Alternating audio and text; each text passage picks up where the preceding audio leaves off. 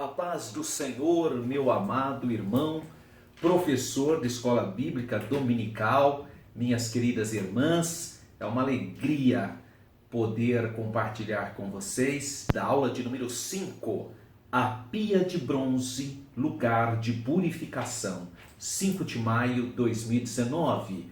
Lembrando que o assunto desse trimestre, segundo trimestre, desse primeiro semestre de 2019, o assunto que nós estamos abordando, estudando, é sobre o tabernáculo. E agora nós estamos falando especificamente de peças do tabernáculo.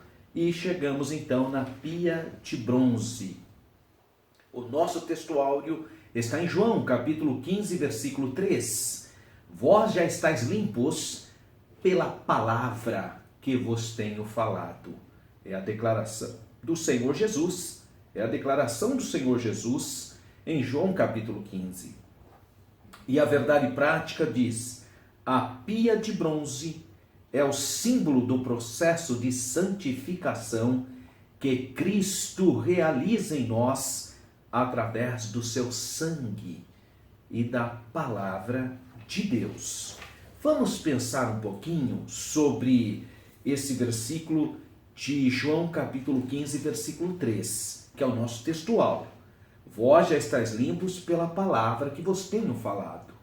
Bom, o contexto é o capítulo 15, onde é apresentada a continuação das instruções aos discípulos. Essa declaração do Senhor Jesus inicia então com a exortação à pureza, à limpeza. Claro que ele está falando da videira, né? Eu sou a videira verdadeira, meu pai é o agricultor, então ele está falando da videira. E aí ele ministra então um encorajamento aos seus discípulos, quando especificamente no versículo 13 ele diz: vós já estáis limpos, né? O Senhor Jesus então declara no capítulo 13, versículo 10 de João, sobre a pureza. Olha só o que ele diz: disse-lhe Jesus: aquele que está lavado não necessita de lavar senão os pés, pois os mais todos está limpo. Ora, vós estáis limpos, mas não todos.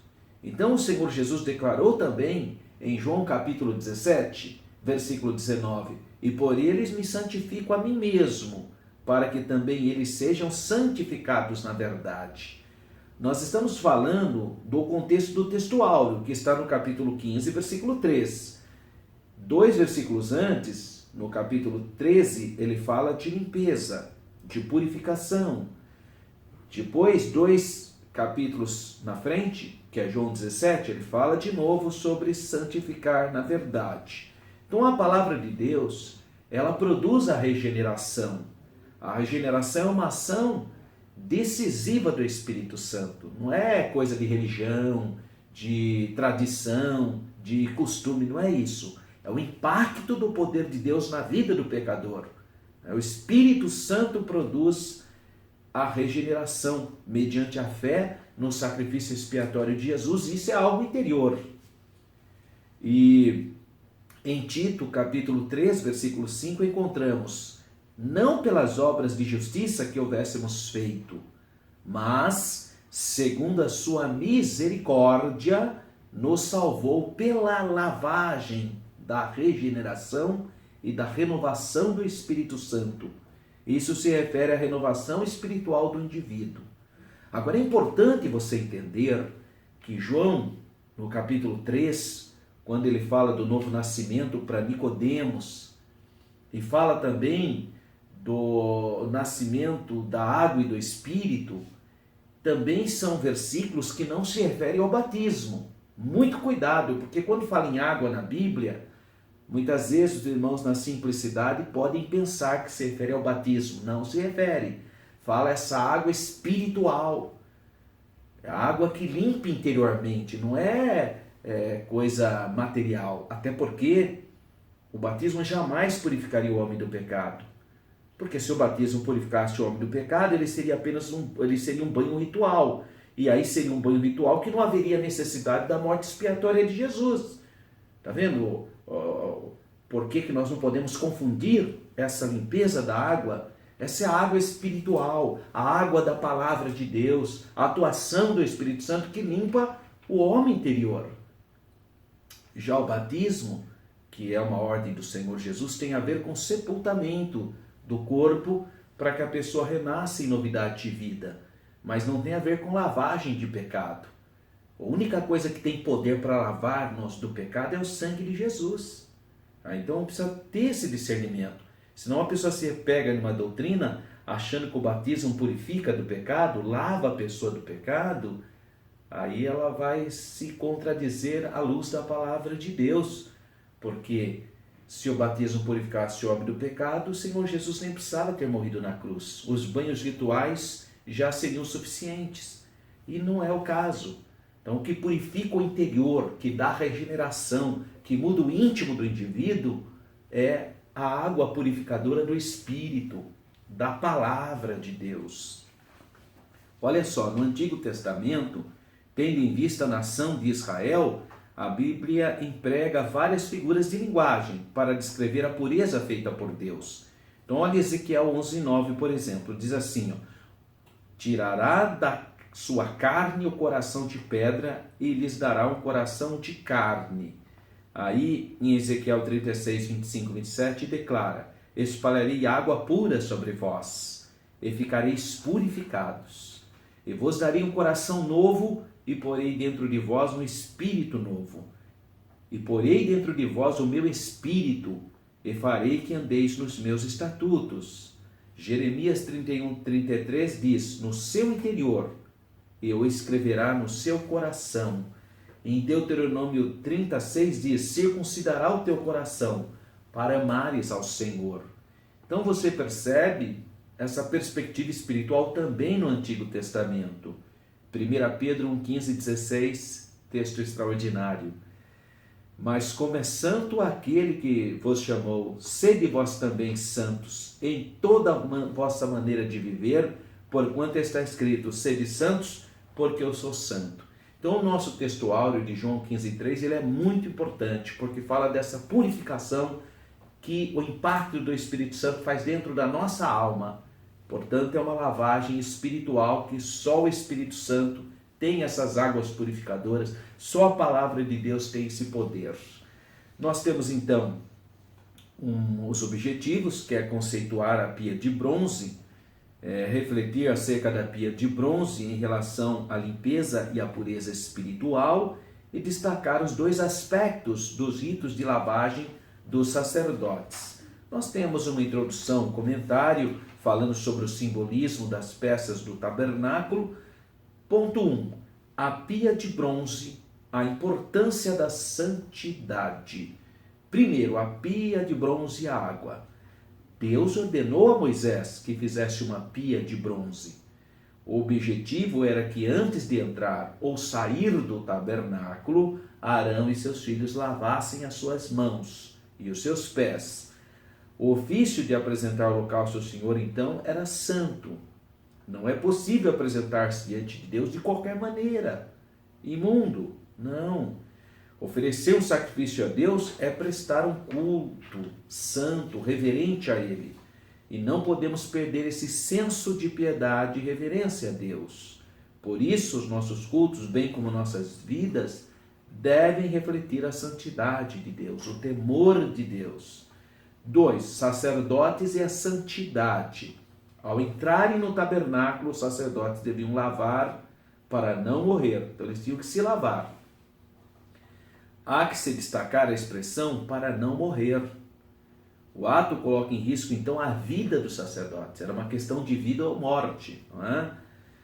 E hoje, nós, obreiros de Cristo, devemos pautar nossas vidas também exercitando-nos na piedade e na santidade. Somos santos porque fomos chamados por um Deus santo.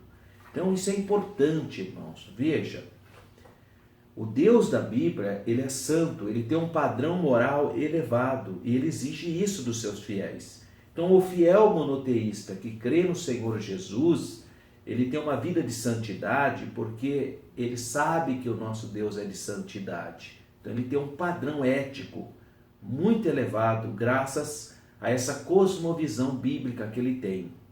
Os pagãos É o mesmo processo. Só que os deuses pagãos eram imorais, eram incestuosos, adúlteros. Então os pagãos viviam essa vida de carnalidade e de impureza, porque a divindade deles refletia a realidade do cotidiano deles. Então é muito importante você entender que quando a Bíblia apresenta um Deus santo, um Deus de leis santas, um Deus que exige santidade, ele também nos dá um padrão de moral, de civilização muito diferenciado em relação às tradições pagãs. A santidade para a vida, que é o item 3, subitem 3. O versículo 21 traz-nos a ideia de um pacto perpétuo a respeito do rito da lavagem. Era um rito, então, como um estatuto perpétuo para os sacerdotes. Você precisa entender que na lei de Moisés fala muito de estatuto perpétuo, mas é estatuto perpétuo ou para o sacerdote, ou especificamente para a tribo de Levi, ou para Israel carnal. Então, por exemplo, ele fala que o sábado é um estatuto perpétuo, mas é para Israel, irmão. A Bíblia fala, por exemplo, que a circuncisão é um estatuto perpétuo, mas é para Israel. A Bíblia fala que comemorar a Páscoa é um estatuto perpétuo, mas é para Israel. Os irmãos estão entendendo a diferença? Porque às vezes o crente, coitado, ele está lendo a Bíblia e vê lá, e o Senhor fala que tem que guardar o sábado sempre perpetuamente. Isso é um estatuto perpétuo. Aí ele já vem com a história que a gente... Não, irmão, é para Israel. Estatuto perpétuo para o povo de Israel. Então não é só guardar o sábado, é estatuto perpétuo, a Páscoa do Senhor é estatuto perpétuo, a circuncisão é estatuto perpétuo. Tem muita coisa que é estatuto perpétuo, mas é para Israel, não é para nós que somos da nova aliança. Tá? Então precisa entender isso. E lavar as mãos e os pés é estatuto perpétuo também, mas para os sacerdotes que oficiavam esse trabalho. Então, mas isso aponta para um modelo de santidade.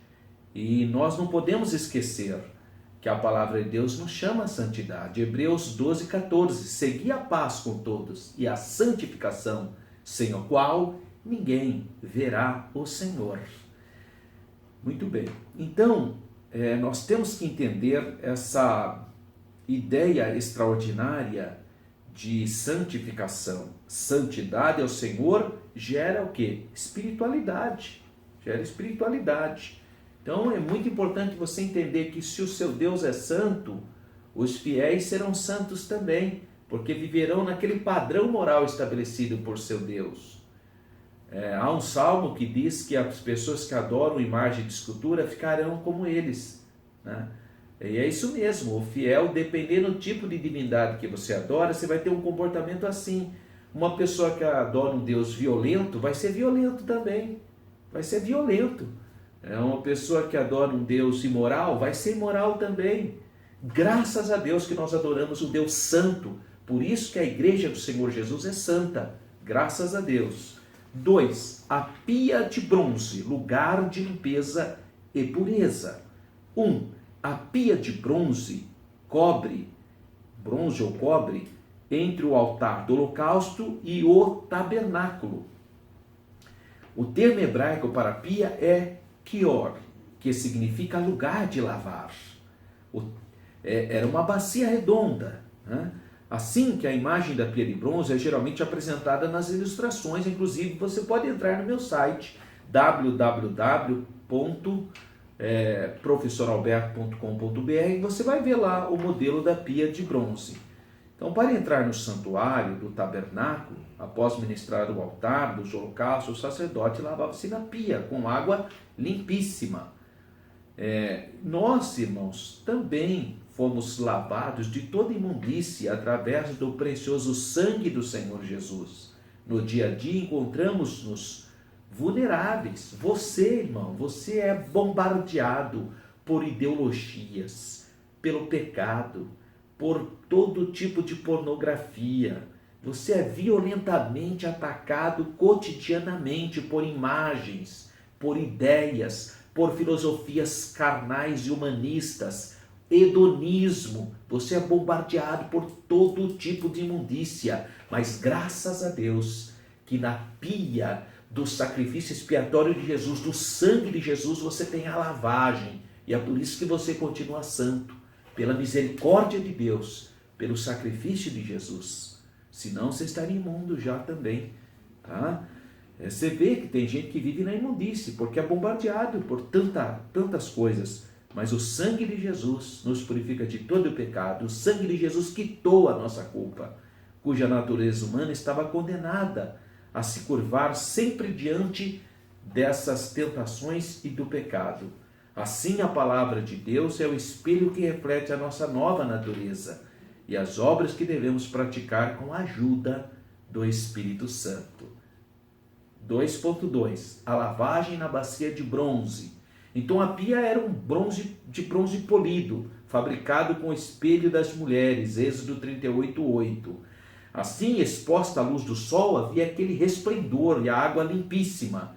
Né? Então dava para ver toda a impureza era revelada no interior da bacia. A semelhança dessa figura, a obra regeneradora do Espírito Santo nos torna completamente limpos de toda imundícia. Outro ponto que devemos destacar é a consciência de pureza que os sacerdotes deviam ter na presença de Deus. Eles tinham que saber, né, que eles estavam limpos. Eles tinham que ter essa consciência. Sabiam que de outra forma não poderiam celebrar o serviço sagrado. Só a palavra de Deus é eficaz para revelar o pecado do nosso coração. Ela, como uma água purificadora, ela pode expor e remover. A imagem dessa bacia nos rememora a santidade de Deus, a necessidade de buscar uma vida de retidão, tanto na área espiritual como na área moral. Somos de Deus e ovelhas do seu pastoreio. 2.3. A pia de bronze e o caráter de juízo. Então, no altar do holocausto, o juízo sobre o pecador era aplicado na forma do sacrifício, cobrindo o seu pecado. Nesse sentido, as águas da pia cumpriam uma função de limpeza dos sacerdotes, que passavam por aquele processo. De igual modo, nosso Senhor tomou sobre si o juízo que merecíamos, morrendo vicariamente por nós.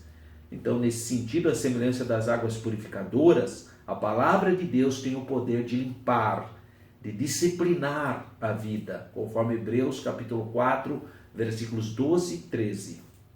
Embora nossos pecados tenham sido expiados, conforme Hebreus 10, 17, ainda temos que nos chegar a Deus continuamente para sermos limpos de tudo que desagrada.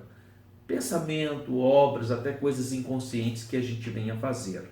Infelizmente, acidentes ocorrem no caminho da jornada cristã e precisamos nos quebrantar na presença do Senhor.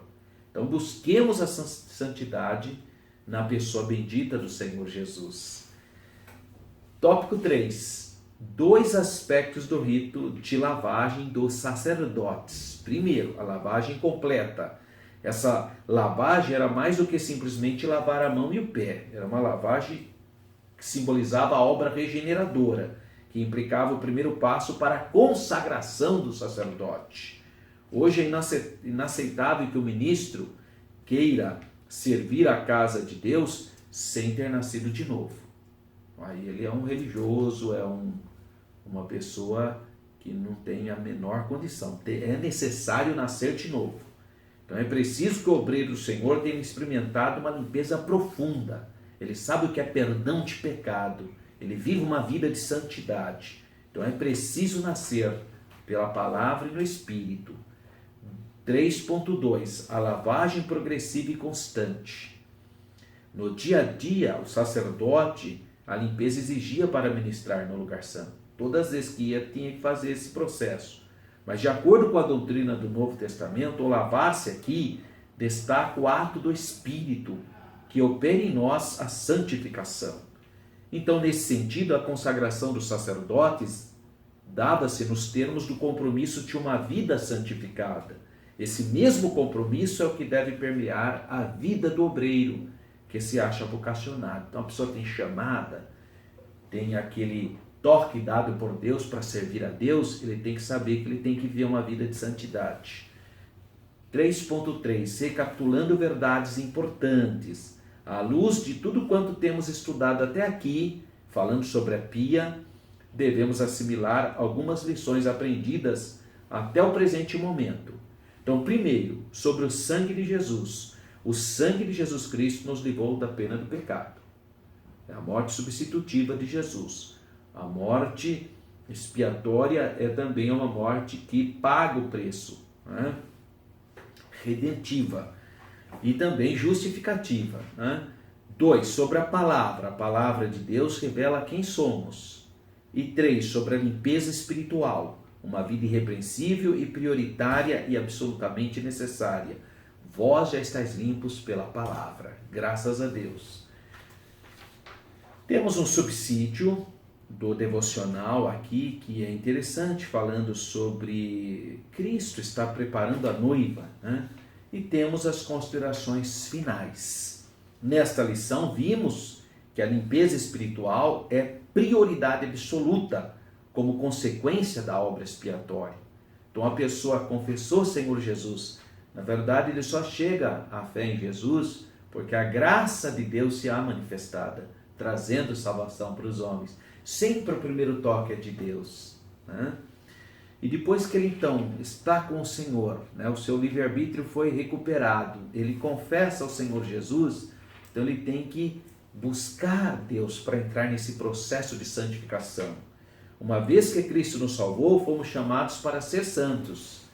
Atendemos para esse precioso chamado do Senhor Jesus. Chamado de Jesus para a minha vida, chamado de Jesus para a sua vida. Graças a Deus. Acesse então a nossa lição www.professoralberto.com.br e eu quero te convidar, se você desejar, nós estamos no mês de maio e agora faltam apenas 7 meses para a nossa viagem para Israel, são 15 dias. Nós vamos visitar, se Deus permitir, as 7 igrejas da Ásia e Israel.